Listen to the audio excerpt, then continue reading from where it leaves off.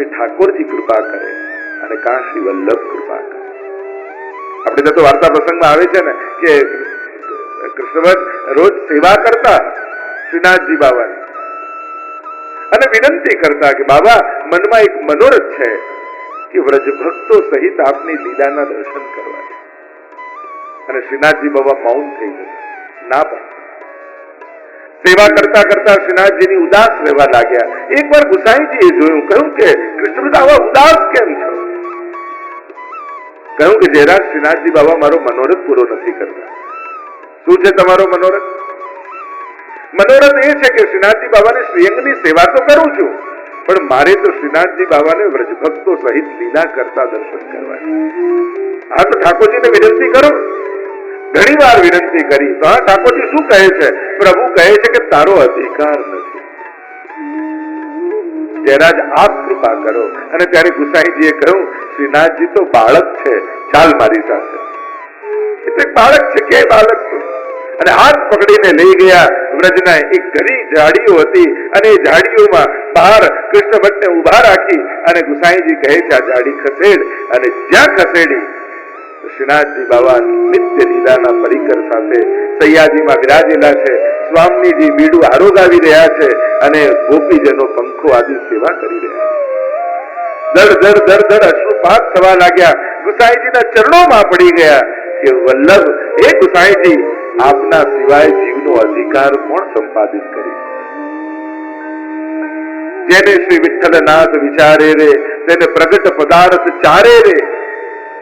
શ્રી મહાપ્રભુજી અને ગુસાઈજીની કૃપા થાય તો જીવનો અધિકાર સંપાદિત થાય. આ અધિકાર લીધા છે. પહેલા 3 શ્લોકમાં મંગલાચરણ કર્યા વ્યાસજી. પહેલા શ્લોકમાં બીજનું વર્ણન, બીજામાં વૃક્ષનું વર્ણન અને ત્રીજામાં ફળનું વર્ણન આવ્યું. પ્રથમ સ્કંદનો આ પહેલો શ્લોક એ પૌરાણિક ગાયત્રી કહેવામાં આવે છે. જેમ વેદનું બીજ એ ગાયત્રી છે. મહાપ્રભુજીએ ગાયત્રી ભાષ્ય લખ્યું છે અને મહાપ્રભુજી એમ માને છે ગાયત્રી મંત્ર કેવલ કોઈ દેવીનો જ મંત્ર નથી, એ તો પરબ્રહ્મનો મંત્ર છે. પણ દરેક મંત્રના દેવતા હોય, છંદ હોય, તો મંત્રના છંદનું નામ ગાયત્રી છે. બાકી એ સૂચન તો પરમાત્માનું જ કરે છે, કારણ કે વેદનું બીજ છે. શ્રીમદ ભાગવતની પણ શરૂઆત આ પૌરાણિક ગાયત્રીથી થાય. અંદર જવું ક્યાં માણસ છે? કારણ કે આ જીવવું તો આંખો ખોલીને જ છે. જો આંખો ખોલતા જ સામે તમને રાગ દ્વેષ પ્રગટ થાય તો આંખો બંધ કરીને કેટલું જીવી શકશો? આપણે દ્રષ્ટિ બંધ નથી કરવી, પણ દ્રષ્ટિને બદલવી છે. દ્રષ્ટિકોણ બદલવો છે.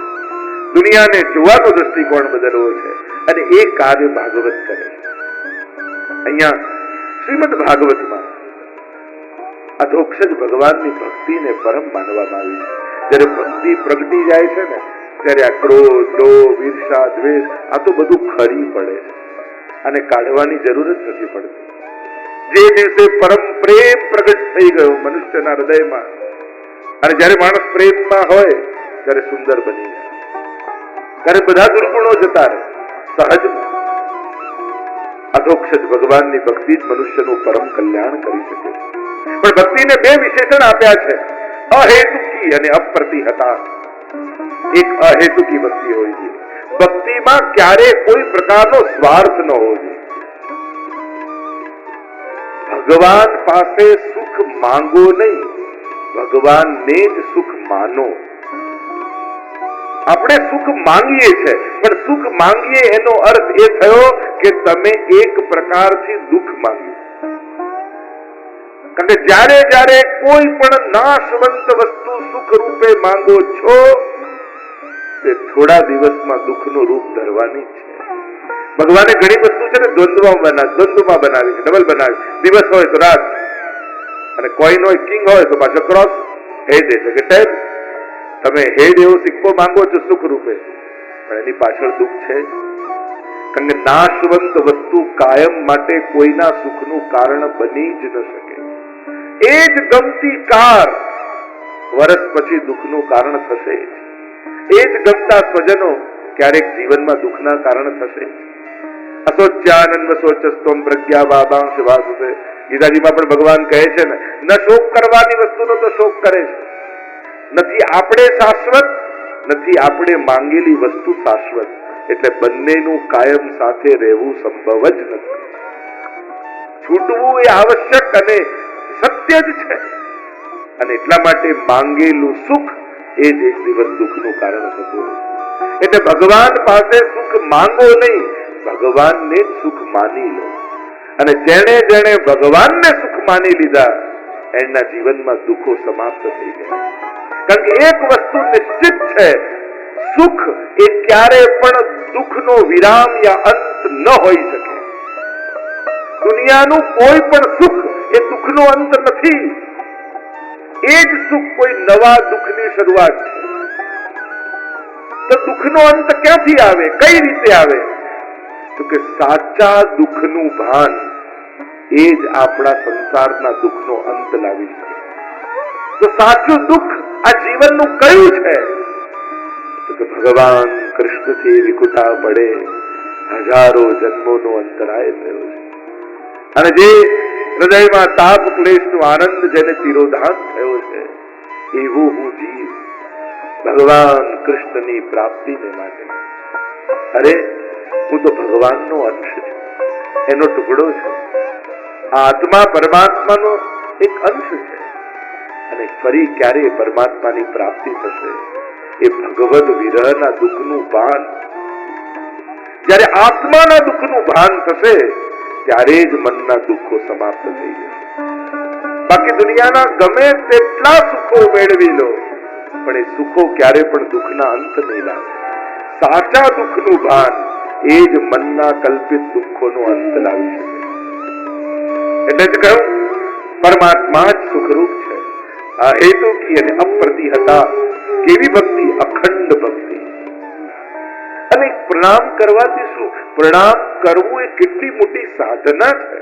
તમને એમ થાય કે આમ દંડવત કરવાથી શું થશે? અરે ના, ભાગવતનો અંતિમ શ્લોક એમ કહે છે, પ્રણામો દુઃખ સમનસ્તમ નમામિ હરિમ પરમ. કેવલ પરમાત્માને પ્રણામ કરવા માત્રથી ભગવાન તમારા સમસ્ત દુઃખોને હરી લે. માણસ સુખ માટે ફાફા મારે છે કે મારું દુઃખ જાય, પણ દુઃખ હરનારો તો હરી જ છે. કેવલ તમારો કરેલું એક પ્રણામ તમારા સમસ્ત દુઃખોની સમાપ્તિ કરી દેશે. એટલા માટે આ નિયમ તો પ્રત્યેકે લેવા જોઈએ. ઘરે બિરાજતા ઠાકોરજીને રોજ વંદન તો કરવા. નવદા ભક્તિમાંની એક ભક્તિ છે. શ્રવણમ કીર્તનમ વિષ્ણુ સ્મરણમ પાદ સેવનમ અર્ચનમ વંદનમ. વંદન પણ નવદા ભક્તિમાંની એક ભક્તિ છે. આ બે કાર્ય ઘરમાં દરેકે કરવાના. દરેક વૈષ્ણવ પરિવારનો આ નિયમ હોવો જ જોઈએ. એક, સવારે ઉઠીને ઘરના બધા લોકોને જય શ્રી કૃષ્ણ જરૂર કરવા. અને બીજું, રોજ ઠાકોરજીને દંડવત જરૂર કરવા. ભલે ઠાકોરજી પડી ગયા, એનું મંદિર પણ ભગવત રૂપ જ છે. યાજી જાગ્યા ન હોય, તમારે વહેલા ઘરેથી ઓફિસે નીકળવાનું હોય, તમને ઠાકોરજી તો જાગ્યા નથી, ભલે જાગ્યા નથી, મંદિરને દંડવત કરો તો ઠાકોરજી સુધી પહોંચી જ જવાનું. વલ્લભનો વૈષ્ણવ છે, કારણ કે તમે જય શ્રી કૃષ્ણ એની કંઠીને કરો. કારણ કે આપણા બધાનો સંબંધ સાચો તો કંઠીનો જ છે. બે જ્યારે પણ વૈષ્ણવ મળે, બે હાથ જોડી અને પછી જય શ્રી કૃષ્ણ કરો. આ વિવેક છે. એમને એમ નહીં કરવા. કોશિશ કરજો, પ્રયાસ કરજો. જ્યારે કોઈને પણ ભગવત સ્મરણ કરો તો હાથ જોડી. આ વૈષ્ણવતાનો વિવેક છે. પ્રણામ એ આપણા સંસ્કાર છે. નારદજીને આવતા જોયા, વ્યાસજી પ્રસન્ન થઈ ગયા અને આવીને પ્રણામ કર્યા છે. નારદજીને પ્રશ્ન કર્યો છે કે આટલી રચના કર્યા છતાંય મનમાં આનંદ કેમ નથી? નારદજી કહેવા લાગ્યા, વ્યાસજી તમે ધર્મનું તો વિસ્તારથી વર્ણન કર્યું. મહાભારત આદિ ગ્રંથોમાં ખૂબ વિસ્તારથી ધર્મનું વર્ણન કર્યું છે, પણ ધર્મીનો વિમલ યશ નથી ગાયો. જેમાં કેવલ ને કેવલ વિશુદ્ધ ભક્તિનું વર્ણન છે, એવા ભાગવતની રચના કરો. ભાગવતનું મહાત્મ્ય આપ જાણો છો. પદ્મ પુરાણ અને સ્કંદ પુરાણમાં એનું મહાત્મ્ય આપે લખ્યું છે, અને ભાગવત તો આપના હૃદયમાં બિરાજે છે. આપે તો કેવલ એ આનંદને અભિવ્યક્ત કરવાનો છે. વ્યાસજીને પોતે પ્રેરણા આપીને કહેવા લાગ્યા. નારદજી પોતાનું ઉદાહરણ આપે છે કે જો મારી સામે જો પૂર્વજન્મમાં 3 જન્મની કથા નારદજીએ કહી અને કહ્યું કે પૂર્વજન્મમાં હું દાસીનો પુત્ર હતો. અમારા ગામમાં ચાતુર્માસ કરવા માટે કેટલાક મહાત્માઓ આવ્યા અને મારી માં ને એની સેવામાં રાખી દીધી. પિતા તો નાનપણમાં જ ગુજરી ગયા હતા. રોજ ચાકરી કરે અને રોજ રાતના સત્સંગ થાય એટલે સભામાં પાછળ બેઠા બેઠા હું આચાર્યોના મુખે વચનામૃત સાંભળતા સાંભળતા મારી બુદ્ધિ વિશુદ્ધ બની ગઈ. ક્યાં ચાતુર્માસ પૂરો થઈ ગયો ખબર ન પડી. અને હવે તો મહાત્માઓનો જવાનો સમય આવ્યો. અને જયારે મહાત્માઓ જવા લાગ્યા ત્યારે મારું હૃદય ભરાઈ આવ્યું. અરે હવે આ સત્સંગનું સુખ નહીં મળે. દોડતો ગયો ને ચરણોમાં પડ્યો ને વિનંતી કરી કે મારે પણ તમારી સાથે આવવું છે, મને તમારી જોડે લઈ જાઓ. મહાત્માઓએ કહ્યું, તું પહેલા તારી માની આજ્ઞા લઈને આવ, જો એ પરવાનગી આપે તો અમે સાથે લઈ જઈએ. મા પાસે આવીને નારદજી વિનંતી કરે છે, કહ્યું કે તું મારો એકનો એક દીકરો અને તું પણ જો મને છોડીને જતો રહે તો મારું કોણ? માએ આજ્ઞા ન આપી. મહાત્માઓ તો પધારી ગયા. નારદજી કહેવા લાગ્યા, મારું મન એ મહાત્માઓની સાથે જતું રહે, સદાય એમની વાણી નું સ્મરણ કરતો રહેતો, એમનું ચિંતન કરતો રહેતો. એક વાર મારી મા ગૌશાળામાંથી જતી હતી, સર્પે દંશ દીધો, પડી મારી મા અને હાથ ગાયની પૂંછ પર લાગી ગયો અને સ્પર્શ થતા જ એનો ઉદ્ધાર થઈ ગયો. ગાયનો કેવલ સ્પર્શ પણ મુક્તિનું કારણ છે. અને એટલા માટે પ્રત્યેક વૈષ્ણવે ગૌ સેવા માટે રોજ કાંઈ નહીં તો 1 રૂપિયો કાઢો. કૃષ્ણના જે ભક્ત છે, અરે હિન્દુ માત્ર છે, કંઈક આપણું યોગ્યદાન ગૌ સેવામાં નિશ્ચિત હોવું જોઈએ. અને જરૂરી નથી કે કોઈ સંસ્થા થકી જ જઈએ. સત્કર્મો કોઈ સંસ્થાને આધીન રાખવાની જરૂર નથી. તમારી સામે કરો. તમને જ્યાં યોગ્ય લાગે કે જ્યાં ગૌશાળામાં સારી સેવા થાય છે, જ્યાં જરૂર છે, એવી જગ્યાએ જઈને કરો. કોણ કહે છે કે ઓળખતા નથી એવી જગ્યાએ ડોનેશન આપી દે? એ પણ આવશ્યકતા. સત્કાર્ય સમાજમાં થાય જરૂર. અરે આ તો દાદાજીની છાવણી છે.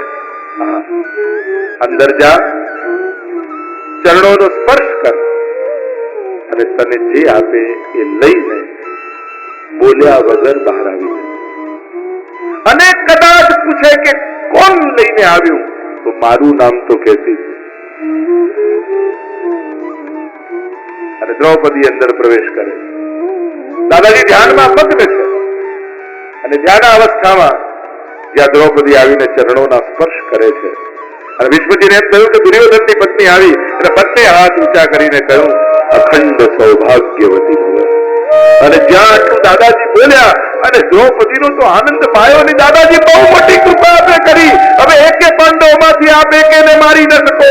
અખંડ સૌભાગ્યવતીના આશીર્વાદ મને આપી દીધા. અને ભીષ્મજીએ નેત્રો ખોલ્યા, દ્રૌપદી તું અહીંયા ક્યાં છું? અને દ્રૌપદીને યાદ આવ્યું કે પ્રભુએ તો બોલવાની ના પાડી હતી, તને અહીંયા લાવ્યું કોણ? અને દ્રૌપદીએ કહ્યું, પ્રભુએ ના કહી છે. એટલે ગભરાઈને કહ્યું, તો મારી સખી સાથે આવી છે. પ્રભુએ કહ્યું કે મારે તારી સખીને જોવી છે. ભીષ્મજી કહેने लगे, मेरे तुम्हारी सखी को देखना है मुझे. અને પ્રભુએ પણ પીતાંબર કાઢીને ઘૂમટો તાણી લીધો. અને ભીષ્મજી બહાર આવ્યા અને પ્રભુ પીતાંબર ઓઢીને ઉભા છે. અને જ્યાં ભીષ્મજીએ પીતાંબર ઊંચું કર્યું, બોલો દ્વારિકાધીશ કી જય. મંદ મંદ સ્મિત કરતા પ્રભુના મુખારવિંદના દર્શન ભીષ્મજીને થયા. હૃદય ભરાઈ આવ્યું ને નેત્રોમાંથી દડ દડ દડ દડ અશ્રુપાત થવા લાગ્યા કે પ્રભુ આવો ભાવો ભક્તોનો પક્ષપાત આપ કરો છો, ભક્તોની રક્ષા માટે આપ આવો શ્રમ કરો છો.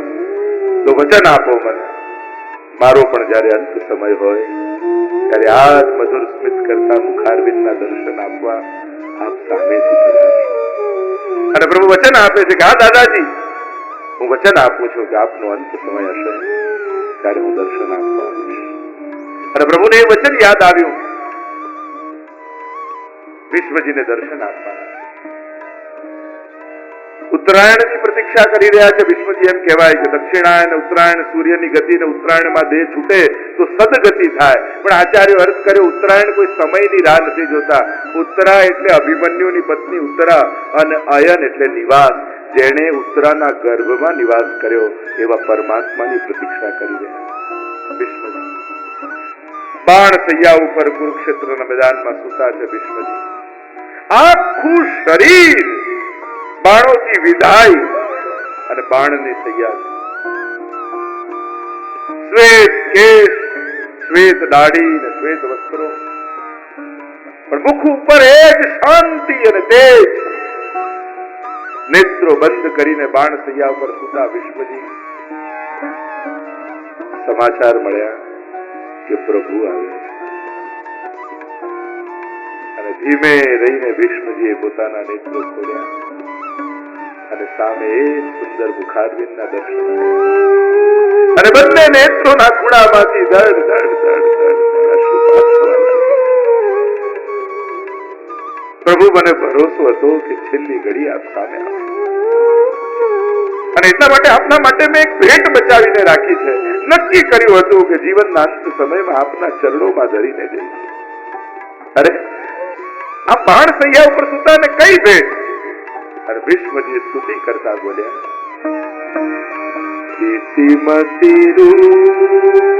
પણ છતાંય પ્રભુ સારથી બની નિશસ્ત્ર રહી અને રથની લગામ પકડીને શાંત બેઠા રહે.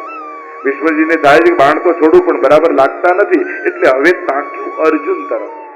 અને જ્યાં અર્જુન તરફ બાણ તાક્યું અને અર્જુનના હાથમાંથી ગાંડીવું પડ્યું, રથ તૂટ્યું, રથનું પૈડું છૂટું પડ્યું અને અર્જુનને પડેલો જોયો જમીનમાં. અને હવે પ્રભુનો પિત્તો ગયો. તૂટેલા રથના પૈડાના હાથમાં લઈ સુદર્શનનું આહ્વાન કરી એક સિંહ હાથીને મારવા માટે દોડે એમ પરમાત્મા ભાગે છે વિશ્વજીને મારવા માટે. ફલાંગો ભરતા ભરતા અને પીતાંબર ઉડતું ઉડતું ભૂમિ પર પડી ગયું. ગતોત્તરીય, વિશ્વજી કહેને લગે આપકા ઉત્તરીય નીચે ગિર ગયા. અનેક અનેક અર્થ કર્યા કે જેને મારવા દોડ્યા ખરા, એટલે મહાપ્રભુજી અર્થ કર્યો કે ભીષ્મજી ને ગ્રાસ કરવા માટે ભગવાન કાળ બન્યા. અને કાળ છે ને બ્રાહ્મણ છે. અને નિયમ એવો છે કે ઉત્તરીય પહેર્યા વગર બ્રાહ્મણથી ભોજન ન થાય. અને પ્રભુનું ઉત્તરીય પડી ગયું એટલે ભીષ્મજીનો ગ્રાસ ન કરે.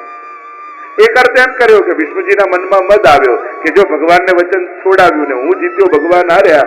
પ્રભુને થયું કે મનમાં મદ છે અને હમણાં મારીશ તો મારા ભક્તની અધોગતિ થઈ જશે, મારા ભક્તની અધોગતિ હું ન થવા દઉં.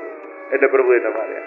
ઉત્તરીય પડ્યું કે પૃથ્વી કાપવા લાગી કે પ્રભુ તો સત્યવ્રત છે અને પોતાનું વ્રત છોડી દે, વચન છોડી દે તો હમણાં ને હમણાં પ્રલય થઈ જાય, પૃથ્વીનો લય થઈ જાય. એટલે પૃથ્વી ડરીને કાપવા લાગી કે શું મારો નાશ થઈ જશે. એટલે પ્રભુએ ઉત્તરીય નાખ્યું અને આશ્વાસન આપ્યું કે ગભરાઈશ નહીં, આવું કાંઈ થવાનું નથી. અનેક અનેક અર્થો કર્યા છે. અને આ ભીષ્મજીના ભક્તિની ઊંચાઈ જુઓ. યુદ્ધના મેદાનમાં બાણ સૈયા ઉપર સૂતેલા ભીષ્મજી વૃંદાવનમાં થતા રાસલીલાનું સ્મરણ કરે છે છેલ્લી ક્ષણે. લલિત ગતિ વિલાસ વલ્ગુહાસ પ્રણય નિરીક્ષણ કલ્પિતો રૂમા. રાસમાં